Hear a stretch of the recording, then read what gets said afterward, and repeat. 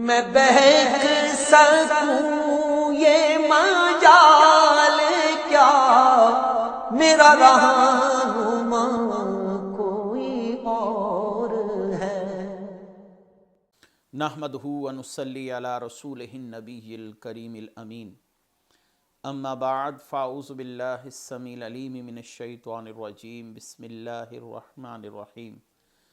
قال اللہ تبارک و تعالی فی القرآن الحکیم، ان اللہ و ملائکتہ یصلون علی النبی یا ایہا الذین آمنوا صلوا علیہ وسلموا تسلیما۔ الصلاۃ والسلام علیک یا رسول اللہ وعلی آلک و اصحابک یا نبی اللہ۔ اللہ تعالیٰ کی بے حد و حساب حمد و ثنا جان عالم حضرت محمد مصطفیٰ صلی اللہ علیہ وسلم اور آپ کے جمیع آل و اصحاب کی بارگاہ ناز میں درود و سلام کے نذرانوں کے بعد، قابل صد تکریم و تعظیم میرے دینی اور یقینی دوستو، بزرگ اور بھائیوں، تفسیر اعجاز القرآن کے اگلے درس کے ساتھ حاضر خدمت ہیں، اور آج انشاءاللہ العزیز 19ویں پارے کا دوسرا رکوع، اس کی تفسیر بیان کی جائے گی۔ اس کے ساتھ ساتھ یہ سورہ فرقان کا چوتھا رکوع ہوگا مجموعی طور پر، اور 19ویں پارے کا دوسرا رکوع ہے۔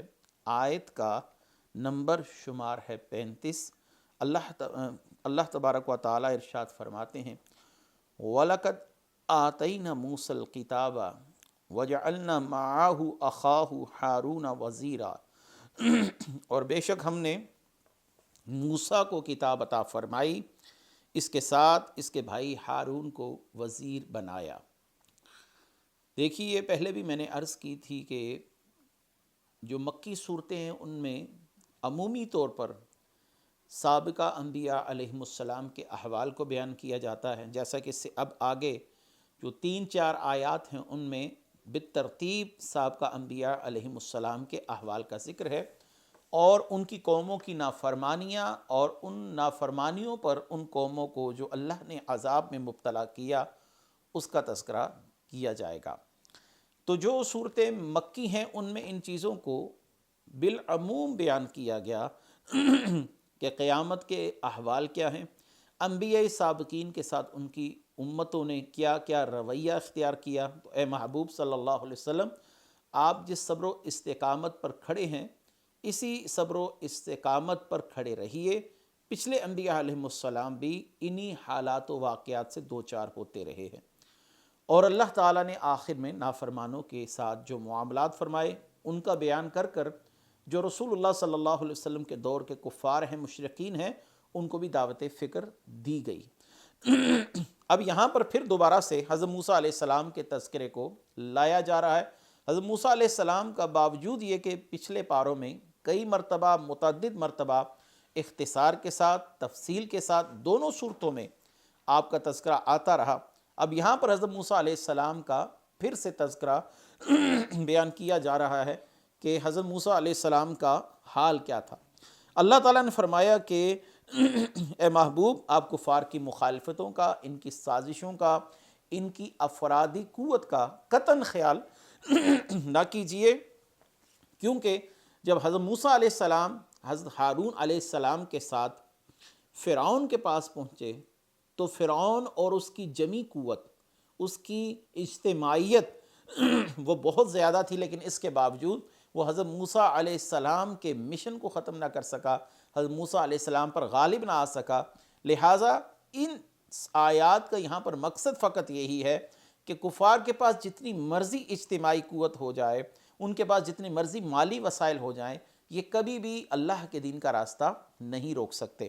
تو اللہ تعالیٰ نے فرمایا کہ محبوب، ہم نے آپ سے پہلے جتنے رسول بھیجے ان کو جھٹلایا گیا، جو معجزات ان کو عطا کیے گئے ان کا انکار کیا گیا۔ بے شک موسیٰ علیہ السلام بھی صاحب کتاب تھے، ان کو تورات عطا فرمائی گئی، اور حضرت ہارون علیہ السلام کے ساتھ ان کی مدد کی گئی، ان کے بھائی کو ان کا دست راست بنایا گیا، لیکن اس کے باوجود ان کی مخالفت کی گئی، اور انہوں نے اللہ تعالیٰ کے حکم پر صبر و استقامت سے اس دعوت کو جاری رکھا، اور اللہ تعالیٰ نے آخر میں منکرین کا جو حال کیا وہ کسی سے پوشیدہ نہیں ہے۔ اگلی آیت ہے، فَقُلْنَا اذْهَبَا إِلَى الْقَوْمِ الَّذِينَ كَذَّبُوا بِآيَاتِنَا فَدَمَّرْنَاهُمْ تَدْمِيرًا۔ تو ہم نے فرمایا تم دونوں اس قوم کی طرف جاؤ جس نے ہماری آیتوں کو جھٹلایا، تو ہم نے انہیں مکمل طور پر تباہ کر دیا۔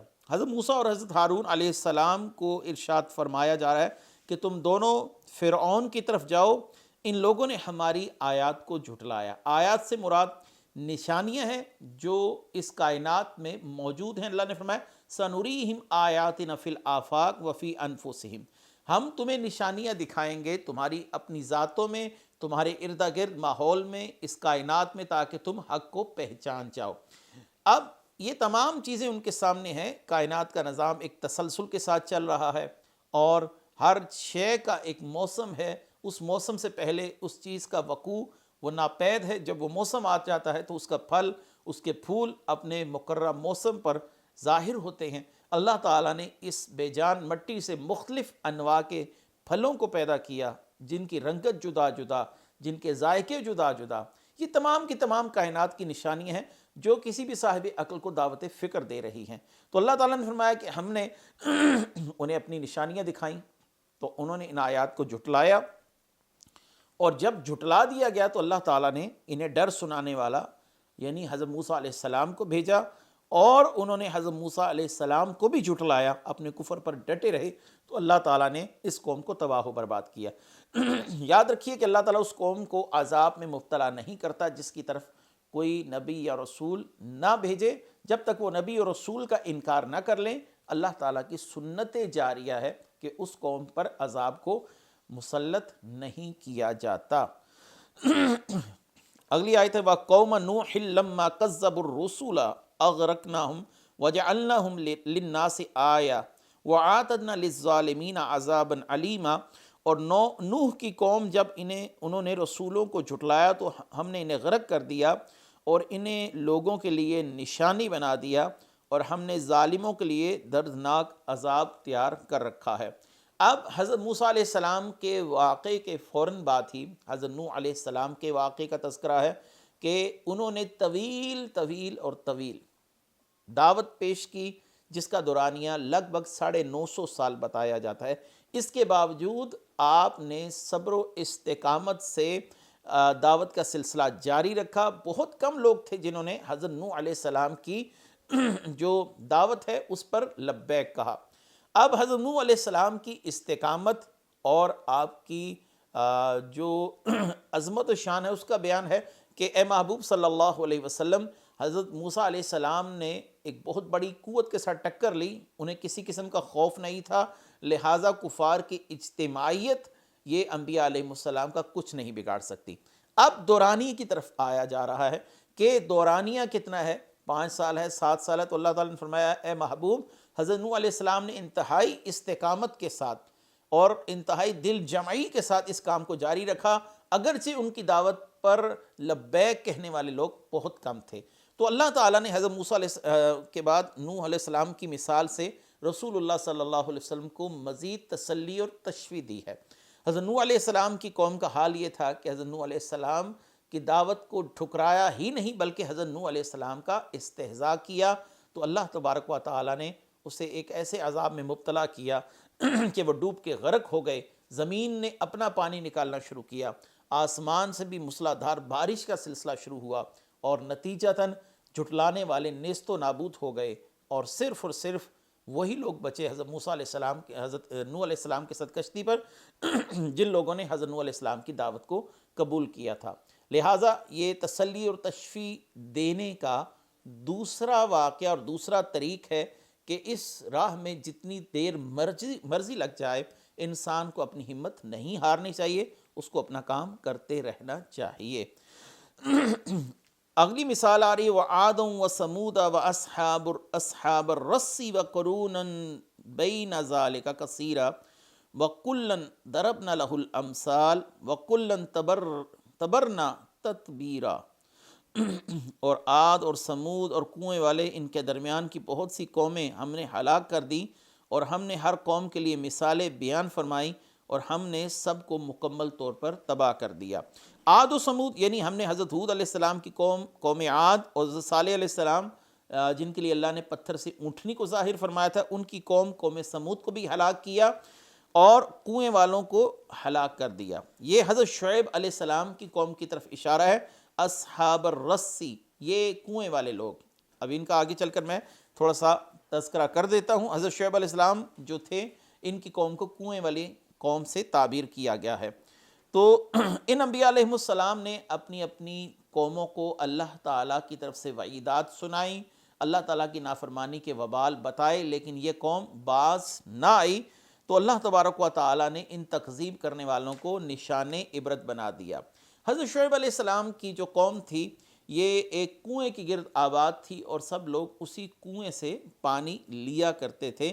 تو اللہ تبارک و تعالیٰ نے اس قوم کو ان کے مکانوں سمیت اور اس کنویں کے ساتھ ہی زمین میں دھنسا دیا۔ یہ زمین کے اندر دھنس گئے۔ کنویں والوں کے بارے میں اس کے علاوہ اور بھی اقوال ہیں۔ مزید ارشاد فرمایا، قوم عاد و سمود والوں کے درمیان بہت سی امتیں ہیں جنہیں انبیاء علیہ السلام کی تکذیب کی وجہ سے نشان عبرت بنا دیا گیا۔ تو دیکھیے، پہلے حضرت موسیٰ علیہ السلام کے واقعے کو بیان کیا گیا کہ افرادی قوت جو ہے وہ بھی اللہ کے دین کا راستہ نہیں روک سکتی۔ پھر حضرت نوح علیہ السلام کے صبر و استقامت اور طویل العمری کا تذکرہ کیا گیا، تاکہ جتنی دیر مرضی ہو جائے اللہ کے دین پر استقامت سے کام کرتے رہنا چاہیے۔ اب تیسری جو جہت ہے وہ یہ ہے کہ جن لوگوں نے جھٹلایا ان لوگوں کو اللہ تعالیٰ نے نشان عبرت بنا دیا، اور یہ لوگ کوئی ڈھکی چھپی بات نہیں ہے کفار سے۔ کفار جب تجارت کے لیے مختلف اطراف میں جاتے ہیں تو ان بستیوں سے ان کا گزر ہوتا ہے اور ان کو اپنی آنکھوں سے دیکھتے ہیں، اور نتیجتاً اس کے باوجود بھی یہ عبرت حاصل نہیں کرتے۔ آخر ارشاد فرمایا، وَلَقَدْ أَتَوْا عَلَى الْقَرْيَةِ الَّتِي أُمْطِرَتْ مَطَرَ السَّوْءِ أَفَلَمْ يَكُونُوا يَرَوْنَهَا بَلْ كَانُوا لَا يَرْجُونَ نُشُورًا، اور بے شک یہ اس بستی پر ہو آئے ہیں جس پر بری بارش کی گئی، تو کیا یہ اس بستی کو نہیں دیکھتے بلکہ یہ مرنے کے بعد اٹھنے کی امید ہی نہیں رکھتے۔ یعنی کفار مکہ سے شام کی طرف اکثر و بیشتر تجارتی قافلوں کی صورتوں میں جاتے تھے، اور ان کا گزر بارہا اس بستی سے ہوا جس پر اللہ تعالیٰ نے پتھروں کی بارش کی تھی۔ وہ کون سی بستی تھی؟ وہ حضرت لوط علیہ السلام کی قوم کی بستی تھی، جو مردوں میں بدفعلی کا جو معاملہ تھا وہ ان میں پایا جاتا تھا، اور اس کے علاوہ وہ آتے جاتے ہوئے لوگوں کو تنگ کرتے، اور اس کے علاوہ ناپ تول کے اندر کمی پیشی کرتے۔ یعنی ان میں کئی برائیاں تھیں جن برائیوں میں وہ مبتلا تھے۔ تو اب حضرت لوط علیہ السلام کی قوم کی بستی کا حال احوال بیان کیا جا رہا ہے۔ یہ لوگ ان احوال کو اپنی آنکھوں سے دیکھ چکے ہیں۔ ان بستیوں کے احوال جن کے بیان کیے جا رہے ہیں وہ ان سے پوشیدہ نہیں ہیں، یہ وہاں سے گزر کر جاتے ہیں، وہاں سے گزر کر آتے ہیں، تو لہٰذا یہ ان کا مشاہداتی تجزیہ اور تجربہ ہونا چاہیے کہ اللہ کی نافرمان قوموں کے ساتھ اللہ تعالیٰ کیا معاملات فرماتے ہیں۔ اب آتے ہیں اس بستی کی طرف۔ پہلے بھی اس بستی کا تذکرہ ہم متعدد دروس میں کر چکے ہیں۔ اس بستی کا نام صدوم تھا۔ اصل میں یہ 5 بستیاں تھیں۔ ان 5 بستیوں میں ایک جو چھوٹی بستی تھی، وہاں کے لوگ وہ اللہ کے اطاعت گزار تھے، حضرت لوط علیہ السلام کی دعوت کو قبول کر چکے تھے، لیکن اس کے ساتھ جو 4 بڑی بستیاں تھیں، اور جن میں سب سے بڑی بستی کا نام صدوم تھا، ان بستیوں میں رہنے والے اللہ کے نافرمان تھے۔ تو اللہ تعالیٰ نے ان تمام کی تمام بستیوں کو اجاڑ دیا۔ اللہ تبارک و تعالیٰ نے ان کو تباہ و برباد کر کے رکھ دیا، اور ان پر پتھروں کی بارش کی گئی، اور یہ پتھر ایسے تھے کہ اگر کسی شخص کے سر پر پڑتا ہے تو جسم کے دوسرے حصے کی جانب سے یہ ایسے باہر نکلتا ہے جیسے آج کے دور میں آپ کسی شخص کو گولی مار دیں اور وہ گولی اس کے جسم کو چیرتے ہوئے دوسری طرف سے نکل جائے۔ تو اللہ تعالیٰ نے اس قوم کو بھی عذاب میں مبتلا کیا بوجہ نافرمانی نبی۔ تو اللہ تبارک و تعالیٰ نے یہاں پر ایک اور مثال بیان فرما کر رسول اللہ صلی اللہ علیہ وسلم کے دل کو مزید تسلی اور تشفیع اور استقامت عطا فرمائی ہے۔ اگلی آیت ہے وَإِذَا رَأَوْكَ إِن يَتَّخِذُونَكَ إِلَّا هُزُوًا أَهَٰذَا الَّذِي بَعَثَ اللَّهُ رَسُولًا إِن كَادَ لِيُضِلُّنَا عَنْ آلِهَتِنَا لَوْلَا أَن صَبَرْنَا عَلَيْهَا وَسَوْفَ يَعْلَمُونَ حِينَ يَرَوْنَ الْعَذَابَ مَنْ أَضَلُّ السَّبِيلَ اور جب آپ کو دیکھتے ہیں تو آپ کو ٹھٹھا مذاق بنا لیتے ہیں اور کہتے ہیں کیا یہ وہ شخص ہے جسے اللہ نے رسول بنا کر بھیجا؟ قریب تھا کہ اگر ہم اپنے معبودوں پر ڈٹے نہ رہتے تو یہ رسول ہمیں اپنے معبودوں سے بہکا دیتا، اور اللہ فرماتا ہے کہ عنقریب یہ جان لیں گے کہ جب عذاب دیکھیں گے کہ کون گمراہ تھا۔ رسول اللہ صلی اللہ علیہ وآلہ وسلم کی ذات والا صفات کو جو تنقید اور تنقیص کا نشانہ بنایا جاتا تھا، اس تنقید اور تنقیص کا تذکرہ ہے کہ محبوب صلی اللہ علیہ وسلم یہ آپ سے ٹھٹھا مخول اور مذاق کرتے ہیں اور کہتے ہیں کیا یہ شخص ہے جسے اللہ تعالیٰ نے رسول بنایا؟ رسول اللہ صلی اللہ علیہ وسلم کے نبی ہونے کے حوالے سے ان لوگوں کو مختلف قسم کے تحفظات تھے۔ ایک تو یہ تھا کہ اللہ تعالیٰ نے اس شہر کے عظیم اور امیر و کبیر لوگوں کو نبوت سے سرفراز کیوں نہ فرمایا، اور سرفراز فرمایا بھی تو ان کو جو مالی لحاظ سے کوئی خاص استحکام نہیں رکھتے۔ یہ ان کا ایک سب سے پہلا اعتراض تھا۔ دوسرا ان کا اعتراض تھا کہ یہ ہمارے معاشرے میں ہم جیسے ہی ایک شخص ہیں، اللہ تعالیٰ اگر کسی کو نبی بنا کر بھیجتا تو اسے چاہیے تھا کہ کسی فرشتے کو نبی بنا کر بھیج دیتا تاکہ ہم جان لیتے کہ یہ واقعی من جانب اللہ ہے۔ ایک ایسی شخصیت جس کی ساری زندگی ہمارے ساتھ گزری ہو، ہم اسے کیوں کر نبی تسلیم کر سکتے ہیں؟ مختلف حیل و حجت ان کے بہانے تھے جن کو ہم بیان کرتے آئے ہیں پہلے دروس میں۔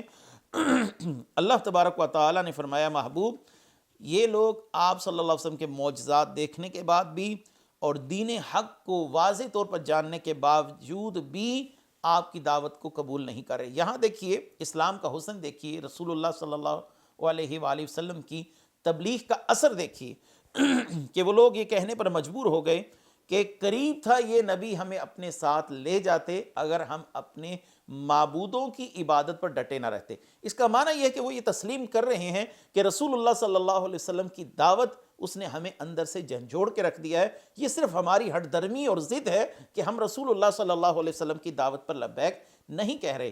اللہ تعالیٰ نے بھی اس کا بیان 14ویں پارے میں فرما دیا ہے وَجَاهَدُوا بِهَا وَاسْتَيْقَنَتْهَا أَنفُسُهُمْ ظُلْمًا وَعُلُوًّا، کہ وہ دلوں سے جانتے ہیں کہ حقیقت کیا ہے لیکن اس کو قبول کرنے میں حیل و حجت سے کام لیتے ہیں۔ اب یہاں پر ان کا پھر اقرار آ رہا ہے کہ اگر ہم اپنی ضد پر نہ ڈٹے رہتے اور اپنی انا کا اس مسئلے کو وہ معاملہ نہ بنا لیتے تو قریب تھا کہ ہم بھی نبی کی دعوت پر لبیک کہتے اور اہل اسلام میں داخل ہو جاتے۔ تو یہ رسول اللہ صلی اللہ علیہ وسلم کی دعوت اور آپ صلی اللہ علیہ وسلم کی تبلیغ کا وہ اثر ہے جس کا اقرار کفار نے بھی کیا، منکرین نے بھی کیا۔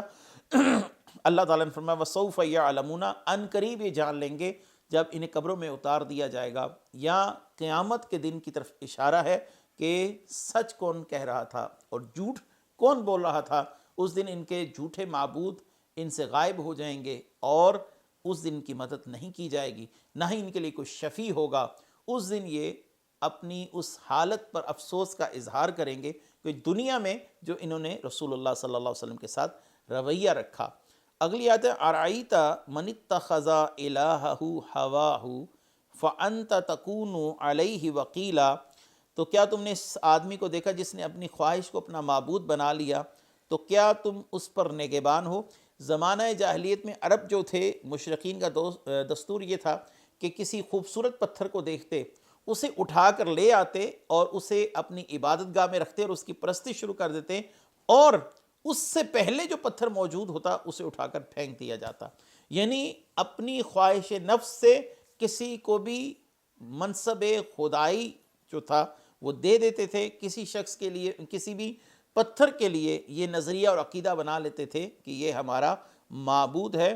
تو اس آیت میں اللہ تعالیٰ نے فرمایا کہ آپ نے اس شخص کو دیکھا جسے اپنی خواہش کو اپنا معبود بنا لیا، اپنے نفس کی خواہش کو پوجنے لگا، اسی کا فرما بردار ہو گیا۔ وہ ہدایت کیسے قبول کر سکتا ہے جو اپنے نفس کا غلام ہو؟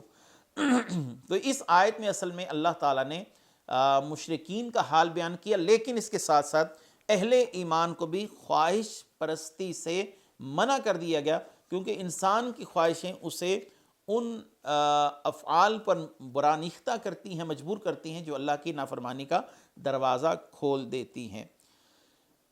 کوئی شخص بھی اپنی خواہش پوری کرنے کے لیے، چاہے وہ منصب کی خواہش ہو، جاہ و مرتبے کی خواہش ہو، حکومت کی خواہش ہو، کوئی بھی خواہش ہو اس کے لیے وہ پھر حلال اور حرام کی پرواہ چھوڑ دیتا ہے، پھر اللہ تعالیٰ کے احکام کو پس پشت ڈال کر فقط وہی کرتا ہے جو اس کے مفادات کے لیے بہتر اور مناسب ہو۔